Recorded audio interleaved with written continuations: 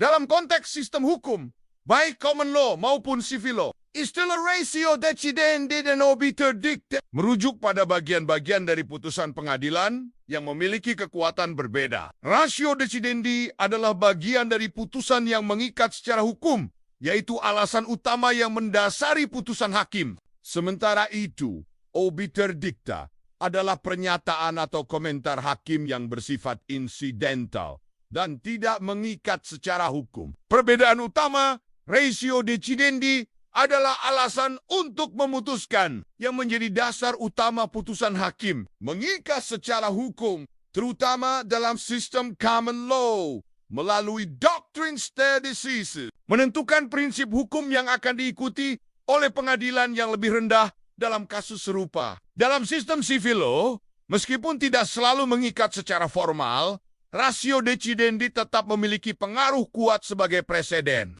Obiter dicta adalah komentar atau pernyataan yang dibuat oleh hakim yang tidak secara langsung berkaitan dengan inti masalah yang diputuskan. Tidak mengikat secara hukum. Mungkin berupa contoh, analogi, atau pandangan pribadi hakim mengenai isu-isu terkait. Meskipun tidak mengikat, obiter dicta dapat memberikan wawasan dan panduan dalam perkembangan hukum. Dalam common law, sistem ini sangat menekankan pada kekuatan preseden, di mana rasio decidendi dari putusan pengadilan yang lebih tinggi mengikat pengadilan yang lebih rendah. Obiter dicta dapat menjadi bahan pertimbangan, tetapi tidak memiliki kekuatan hukum yang sama dengan rasio decidendi. Dalam civil law, sistem ini lebih menekankan pada undang-undang sebagai sumber hukum utama. Meskipun demikian, putusan pengadilan, termasuk rasio decidendi, tetap memiliki pengaruh penting dalam praktik hukum. Rasio decidendi